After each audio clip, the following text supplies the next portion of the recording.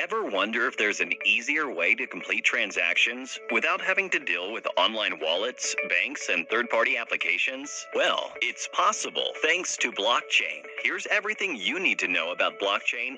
Imagine four friends, Jack, Ted, Sam, and Phil, meet up for dinner. After they're done, Jack pays the bill, and all of them decide to split the expense amongst each other. Now, on the next day, when Phil sends his share to Jack via online money transfer, the transaction goes through without a hitch. Then, Ted and Sam send their respective shares to Jack, but their transactions don't go through. The failed transaction cites some issues at the bank. That's when Jack comes to know about the many ways a bank transaction could fail. It could be due to technical issues at the bank, one of their accounts were hacked, daily transfer limits being exceeded, and sometimes additional charges, like transfer charges associated with transferring money. To solve these problems, the concept of cryptocurrency came into existence. Cryptocurrencies are a form of digital or virtual currency that run on a technology known as blockchain. Thanks to blockchain, cryptocurrencies are immune to counterfeiting, don't require a central authority, and are protected by strong and complex encryption algorithms. And in a market of more than thousands of cryptocurrencies like Litecoin, Ethereum, Zcash, and so on, one reigns supreme: Bitcoin. Now, let's go back to our previous example and have Phil, Ted, and Sam send Jack 2 Bitcoins each as their contribution to the previous night's dinner. Let's assume Phil, Ted, and Sam have 3 Bitcoins in reserve, while Jack has 5. First, Phil sends 2 Bitcoins to Jack. A record is created in the form of a block. The transaction details between them is permanently inscribed in this block. This record also holds the number of Bitcoins each of the friends own. So, after Phil's transaction, Jack has 7 Bitcoins, while Phil has 1.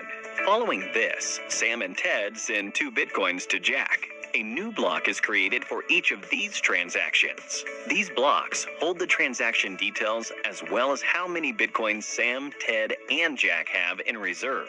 These blocks are linked to each other, as each of them takes reference from the previous one for the number of Bitcoins each friend owns. This chain of records, or blocks, is called a ledger, and this ledger is shared among all the friends, which acts as a public distributed ledger. This forms the basis of blockchain. So, what happens when Phil has only 1 Bitcoin left, and he tries to send 2 more Bitcoins to Jack? The transaction will not go through. This is because all his friends have copies of the ledger, and it's clear that Phil has only 1 Bitcoin left. His friends will flag this transaction as invalid. A hacker will not be able to alter the data in the blockchain because each user has a copy of the ledger. The data within the blocks are encrypted by complex algorithms. All of this is made possible with the help of blockchain technology. Blockchain can be described as a collection of records linked with each other, strongly resistant to alteration, and protected using cryptography. Now, let's have a closer look at the Bitcoin transaction between Jack and Phil and find out how it works. Every user in the Bitcoin network has 2 keys, a public key and a private key. The public key is an address that everyone in the network knows of, like an email address of a user. The private key is a unique address that only the user has knowledge of, something like a password.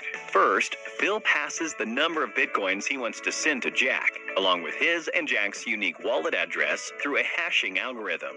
All of this is part of the transaction details. These details are encrypted using encryption algorithms and using Phil's unique private key.